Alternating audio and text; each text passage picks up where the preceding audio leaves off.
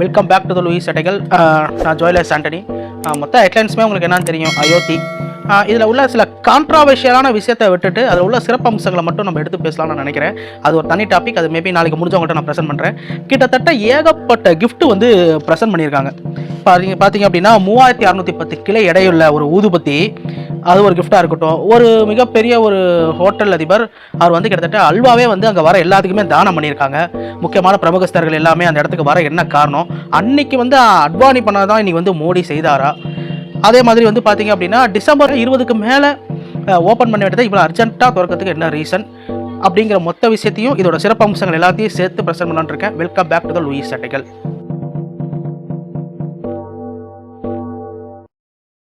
உலகம் முழுவதும் வந்து கவனம் ஈர்க்கிற மாதிரி தான் வந்து டிசைனே பண்ணியிருக்காங்க. இன்னொரு விஷயம், அதோட கன்ஸ்ட்ரக்ஷன் ஒர்க் எப்படி அப்படின்னு பார்த்தீங்கன்னா பாரம்பரியமும் இருக்கும், அதே மாதிரி வந்து மாடர்ன் டெக்னாலஜியும் இருக்கும். ராமர் கோயிலை வந்து கட்டினது வந்து பார்த்தீங்க அப்படின்னா இந்த கட்டுமான அதுக்குன்னு ஒரு குடும்பம் பாரம்பரியமாக கட்டிக்கிட்டே வராங்க. அவர் தான் வந்து இந்த சோன்புரா அப்படிங்கிற மாதிரி. ஆக்சுவலாக நான் ஒரு பேப்பர் வச்சு தான் சொல்லிகிட்டு இருக்கேன். ஏன்னா அவ்வளோ விஷயங்கள் உள்ளே இருக்குது. இதை வந்து நம்மளால் இப்போ போகிற போக்கில் நம்ம சொல்லிட முடியாது. ஏன்னா இது வந்து ஒரு முக்கியமான டாபிக். இதை கரெக்டாக வந்து ஆடியன்ஸ் முன்னாடி ப்ரொஜெக்ட் பண்ணுங்கிறத நாங்கள் கவனமாக இருக்கோம். அதனால நான் முடிஞ்ச அளவுக்கு உண்மையாக உங்களுக்கு நான் சொல்லணும்னு பார்க்குறேன். ஸோ அதனால் டீட்டெயில்ஸ் அதிகமாக கலெக்ட் பண்ணியிருக்கோம் அப்படிங்கிறனால இந்த நான் பேப்பரில் வச்சு நான் சொல்கிறேன். அடுத்து பார்த்தீங்க அப்படின்னா இதோட கன்ஸ்ட்ரக்ஷன் கம்பெனி வந்து பார்த்தீங்க அப்படின்னா L&T கம்பெனி. இவங்களும் ஒரு சூப்பர் கம்பெனி தான். இவங்களோட ப்ராஜெக்டை வந்து நீட்டாக கொண்டு போனது யார் அப்படின்னு பார்த்தீங்க அப்படின்னா நம்ம டாட்டா தான். கிட்டத்தட்ட 70 ஏக்கர் நிலப்பரப்பு. அதில் வந்து பார்த்திங்கன்னா 2.7 ஏக்கர் 7 தான் வந்து இவங்க கோயிலே வந்து கட்டியிருக்காங்க. லென்த்து 380 ஃபீட்டு, வித்து வந்து 250 ஃபீட்டு, 160 ஃபீட்டு வந்து ஹைட்டு. ஸோ இவங்க 2 விஷயம் யூஸே பண்ணலைங்க. அந்த ஸ்டீல் அயன் ரெண்டுமே யூஸ் பண்ணல. இரும்பு ஆக்சுவலாக அவங்க வந்து யூஸே பண்ணல. என்ன ரீசன் இரும்பு யூஸ் பண்ணல அப்படின்னு பார்த்தீங்கன்னா, இரும்போட ஆயுட்காலம் 200 வருஷம். நம்ம கட்டுற ஒரு கோயில் வந்து கிட்டத்தட்ட வந்து ஒரு 1000 வருஷத்துக்கு மேலே நிலச்சி நிற்கணும் அப்படிங்கிறனால இவங்க இரும்பை வந்து யூஸ் பண்ணல. கான்கிரீட்டே அந்தளவுக்கு வந்து இவங்க யூஸ் பண்ணவே கிடையாது. எல்லாமே கிரானைட் கற்கள் தான் இவங்க பண்ண விஷயங்கள் எல்லாமே. ஒவ்வொரு ஸ்டேட்லேருந்து ஒவ்வொன்றும் இறக்கியிருக்காங்க. அடுத்து வந்து பார்த்திங்க அப்படின்னா இவங்க வந்து பிங்க் சாண்ட் ஸ்டோனர், granite stone, copper plate, gold, தேக்கு இதெல்லாம் வச்சு தான் வந்து இதை பில்ட்டே பண்ணியிருக்காங்க. ஒரு கன்ஸ்ட்ரக்ஷன் ஒர்க் பண்ணுறாங்க அப்படின்னா ஃபஸ்ட்டு எடுத்தோன்னா அங்கே வந்து ஒரு டீம் ஒன்று உள்ளே போவோம். உள்ளே போயிட்டு என்ன பண்ணுவோம் அப்படின்னு பார்த்தீங்கன்னா, இதுக்கு முன்னாடி கோயில்கள்லாம் அழிஞ்சிருக்கும், ரீசன் அழிஞ்சிருக்கும். அப்படி அழிஞ்சு போச்சுன்னா என்ன ரீசனாக இருக்கும், அப்போ அந்த அழிவை தடுக்கிறதுக்கு என்ன பண்ணலாம் அப்படின்னு சொல்லி ஒரு டீம் வந்து ஒரு நோட்ஸ் கொடுப்பாங்க, ஒரு கொட்டேஷன் கொடுப்பாங்க.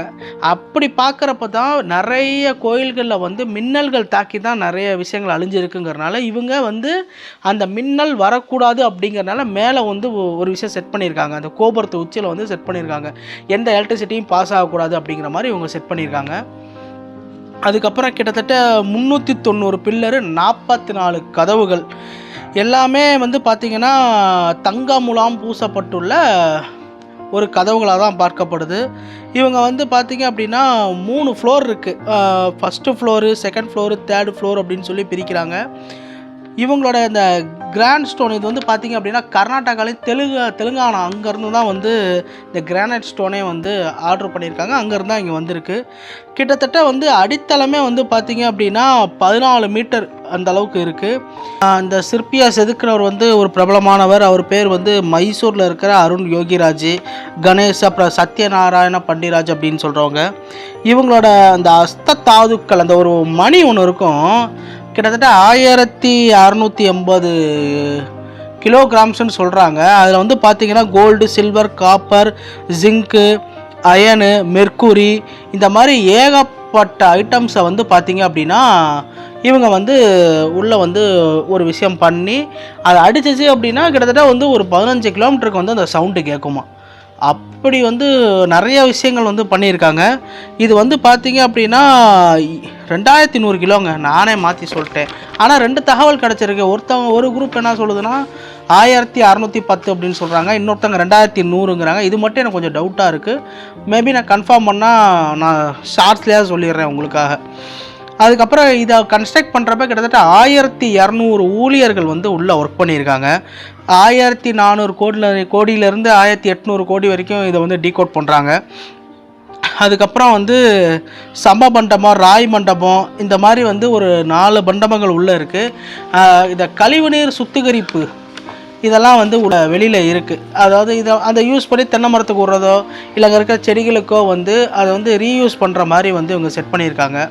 உள்ளே வந்து எக்ஸிபிஷன் ஹால் இருக்குது, டீப்பர் மெடிடேஷன் பண்ணுற மாதிரி ஒரு அமைதியான பீஸ் பிளேஸ் இருக்குது, ஏசி இருக்குது, லைப்ரரி இருக்குது, அதுக்கப்புறம் ரிசர்ச் சென்டர் இருக்குது, மியூசிக்கல் ஃபவுண்டைன் இருக்குது. அதுக்கப்புறம் வந்து பார்த்திங்க அப்படின்னா toilet, bathroom, lift, solar energy, இந்த மாதிரி ஏகப்பட்ட ஃபெசிலிட்டிஸ் இருக்குது. இதை வச்சு வந்து இப்போ க்ரோத் பண்ணலாம். அதாவது அயோத்தியாவில் வந்து பார்த்திங்கன்னா வீதிக்கு வீதி வந்து கோயில் தான் இருக்கும். 44 கதவுகளையுமே தெய்வ சிற்பங்கள் தான். இதில் வந்து பார்த்திங்கன்னா இந்த குஜராத் டீம் இவங்க தான் வந்து என்ன பண்ணியிருக்காங்க அப்படின்னு பார்த்திங்கன்னா கிட்டத்தட்ட இதுக்கான ஆலோசனை குழுவெலாம் அமைச்சு அவங்க தான் வந்து இதெல்லாம் என்ன பண்ணணும் அப்படின்னு சொல்லி ஆரம்பத்தில் வந்து ஒரு விதைச்சிருக்காங்க. கற்கள், கான்கிரீட்டு, கிட்டத்தட்ட கட்டுமான பணியெலாம் வந்து பார்த்திங்கன்னா அந்த பெல் வந்து தமிழ்நாட்டில் இருக்க அந்த கும்பகோணத்தில் தான் ஏற்பாடு பண்ணி கொடுத்துருக்காங்க. நான் ஆரம்பத்தில் சொன்னேன்ல அந்த 1610 கிலோகிராம் உள்ள அந்த பெல்லை வந்து கும்பகோணத்தில் தான் ரெடி பண்ணி கொடுத்துருக்காங்க. பரிசு பொருட்கள் இதை தான் என் கண்ணை உறுத்திக்கிட்டே இருந்துச்சு. நான் ரொம்ப பிரமிப்பாக பார்த்த விஷயம் வந்து இப்போ ஒரு கோயில் கட்டுறாங்க அப்படின்னா அன்பளிப்பு அப்படிங்கிற பேரில் வந்து மக்கள்லாம் வந்து கொடுக்க ஆரம்பிச்சிருவாங்க. அப்படி நான் ரொம்ப வியந்து பார்த்த இடம் எதுன்னு பார்த்தீங்க அப்படின்னா கிட்டத்தட்ட குஜராத்தில் வந்து ஆரம்பத்தில் ஒரு குழுவால் நியமிக்கப்பட்டு இங்கே ஆரம்பிச்சிச்சு கதை. குஜராத்தில் வந்து கோயில் வந்து பண்ணலாம், இப்படிலாம் திட்டக்குழுன்னு ஒருத்தவங்க இருப்பாங்க, அவங்க வந்து இந்த கோயிலை வந்து இப்படி கன்ஸ்ட்ரக்ட் பண்ணலாம் அப்படின்னு சொல்லி குஜராத்தில் பேசி முடிக்கிறாங்க. அப்போலேருந்தே வந்து இவங்களுக்கு வந்து அன்பளிப்புங்கிற ஒரு விஷயம் வந்துக்கிட்டே இருக்குது. அப்படி இருக்கிறப்ப தான் தமிழ்நாட்டில் இருக்க கும்பகோணத்தில் தான் அந்த வந்து பெல்லு வந்து ஏற்பாடு பண்ணி அங்கே வந்து செட் பண்ணி கொடுத்துருக்காங்க. அப்படி இருக்கிறப்ப கும்பகோணம் கோயிலேருந்து தான் போயிருக்கு. அதுக்கப்புறம் பரிசு பொருட்கள் இது எங்கள் உறுத்திக்கிட்டு இருந்த ஒரு விஷயம் ஆல்ரெடி சொன்னது தான். தங்கமாக இருக்கட்டும், வெள்ளியாக இருக்கட்டும், அரிய வகை கற்களில் செஞ்ச ஆபரணங்கள்லாம் வந்து ப்ரைஸ் பண்ணியிருக்காங்க. அதே மாதிரி சீதா பிறந்த சனகாபுரி அப்படிங்கிற ஒரு ஊர்லேருந்து 3000 சீர்வரிசை பொருட்கள் வந்து கொடுத்துருக்காங்க.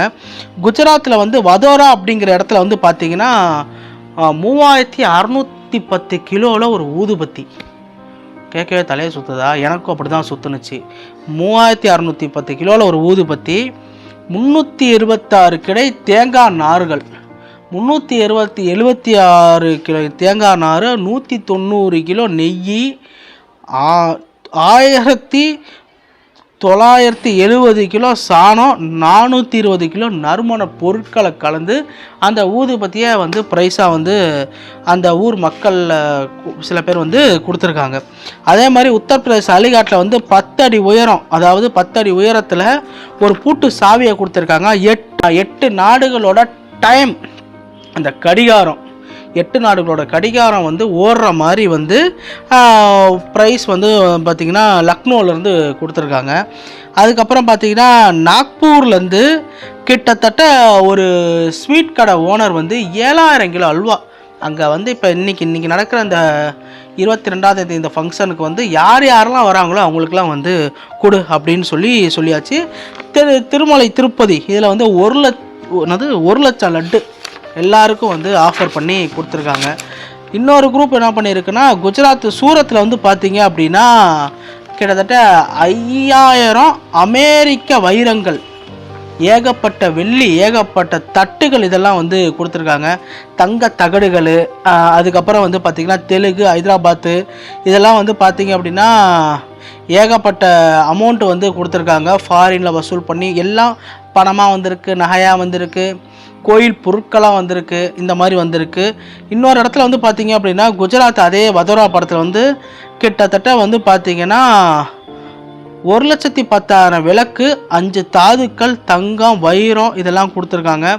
அங்கே வந்து பார்த்திங்கன்னா அங்கே அந்த நதி ஒன்று இருக்கும்ல, சராயு நதியா சம்திங், எனக்கு பேர் சரியாக தெரில. அந்த நதியில் வந்து இப்போ காசியில் வந்து எப்படி டெய்லி வந்து தீபாரணை காட்டுவாங்களோ அதே மாதிரியே வந்து இங்கேயும் காட்டப்படணும் அப்படின்னு சொல்லி இப்போ புதுசாக வந்து ரூல்ஸ்லாம் பண்ணியிருக்காங்க.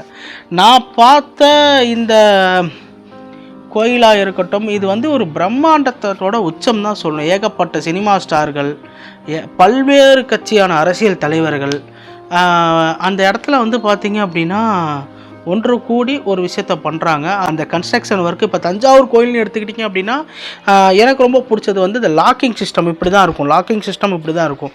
இதை பார்த்து தான் வெள்ளைக்காரன் வந்து ஆழ்ந்து போனான். இந்த லாக்கிங் சிஸ்டத்தை வந்து சோழர்கள் வந்து எப்படி வந்து தெரிஞ்சுக்கிட்டாங்க அப்படின்னு சொல்லி ரொம்ப ஆச்சரியப்பட்டாங்க. ஏன்னா அவனுக்கு தெரியும், அந்த ஆர்கியாலஜிஸ்ட் டிபார்ட்மெண்ட்டை கூப்பிட்டு வந்து ரிசர்ச் பண்ணுறப்ப இவங்களுக்கு இந்த அளவுக்கு லாக்கிங் சிஸ்டம் தெரிகிற அளவுக்கு உங்களுக்கு மூளை இருக்கா அப்படின்னு சொல்லி கேட்டிருக்கானுங்க. ஸோ அதுதான் அப்படி இருக்கிறப்ப இங்கே ஒரு மாடர்னான ஒரு உலகமும் இருக்குது, ஒரு பாரம்பரிய உலகமும் இருக்குது. ரெண்டையும் இணைச்சா மாதிரி இருக்கணும். இப்போ ஒரு கோயிலுக்கு போகிறோம் அப்படின்னா அந்த இடத்துக்கு போகிறப்ப நார்மலாக ஒரு கட்டடத்துக்கு போகிற மாதிரி இருக்கக்கூடாது. கோயில் அப்படின்னா நமக்கு ஃபஸ்ட்டு ஞாபகம் வருது இப்போ மன்னர் காலத்து கோயிலெலாம் உள்ளே நுழைஞ்சோம்னாச்சா அந்த காலத்தில் எப்படி கட்டியிருக்காங்க அந்த ஒரு வரலாற்று ஃபீலை வரணும்னு சொல்லியே வந்து பண்ணியிருக்காங்க. ஓகே, இப்போ coming back to the point, நான் பார்க்குற ஒரு விஷயம் அரசியல் பேசலை, ஆனால் எனக்கு தெரிஞ்ச ஒரு விஷயத்த நான் சொல்லணும்னு நினைக்கிறேன். மொத்தத்தில் இந்த கோயில் வந்து மக்களுக்கு இந்தியாவுக்கு வந்து ஒரு பெருமை தான் கண்டிப்பாக. எப்படி இங்கே கும்போணத்தில் வந்து கோயில்களின் நகரம்னு சொல்கிறோமோ அதே மாதிரி ஆன்மீகங்களின் நகரம் இந்தியாவிலன்னு எடுத்துக்கிட்டால் அயோத்தின்னு பேர் வாங்கும் அப்படிங்கிற மாதிரி சொல்லி வச்ச மாதிரி கன்ஸ்ட்ரக்ஷன்ஸ்லாம் பக்காவாக பிளான் பண்ணி கிட்டத்தட்ட நீட்டாக ப்ராசஸ் பண்ணி அழகான கன்ஸ்ட்ரக்ஷன்ஸ் கம்பெனி இதெல்லாம் இறங்கி அந்த மண்ணை வந்து சர்ச் பண்ணி தாங்குமா தாங்காதா அப்படிங்கிற எல்லா விஷயத்தையும் வந்து அழகாக முடித்து இன்றைக்கி இந்த கோயிலை வந்து நம்ம வந்து பார்த்துக்கிட்டு இருக்கோம். இந்த கோயில் வந்து மக்களுக்கு வந்து நம்ம தமிழ் மக்களையும் தாண்டி இந்தியான்னு எடுத்துக்கிட்டோம் அப்படின்னா இந்த கோயில் வந்து ஒரு லேண்ட்மார்க்காக ஒரு பெருமை சேர்க்கும் விஷயமாக தான் அமையும். அன்றைக்கி இப்போ அரசியல் நான் பேசணும்னு நினைக்க மாட்டேன், எனக்கு அரசியலுக்கு நமக்கு ரொம்ப தூரம். பட்டு அன்றைக்கி முடிக்க வேண்டிய ஒரு விஷயம்னு ஒன்று இருக்குல்ல, 1990s இதே மாதிரி தான் ராமர் கோயிலை நான் வந்து கட்டுறேன் அப்படின்னு சொல்லிட்டு அன்றைக்கி இருந்த அத்வானி வந்து ரொம்ப தீவிரமாக பிரச்சாரம் பண்ணார் ஒரு வண்டியில் 1990s.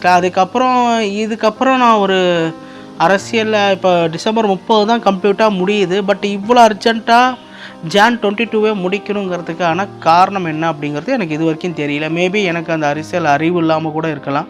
பட் அதை முழுசாக கம்ப்ளீட் பண்ணியிருக்கலாம் டிசம்பர் 30 வரைக்கும். அது ஏன் வெயிட் பண்ணாமல் ஜான்லேயே இவ்வளோ அர்ஜென்ட்டாக பண்ணாங்க அப்படிங்கிறது தெரியல. ஹோப் இந்த வீடியோ உங்களுக்கு பிடிச்சிருக்கும் அப்படின்னு நான் நினைக்கிறேன். லைக் பண்ணுங்கள், ஷேர் பண்ணுங்கள், சப்ஸ்கிரைப் பண்ணுங்கள். நாளைக்கு மேபி நான் முடிஞ்சிச்சு அப்படின்னா அந்த ராமர் கோயிலோட அந்த ஹிஸ்ட்ரியை வந்து நான் ப்ரெசென்ட் பண்ணலான்னு நினைக்கிறேன்.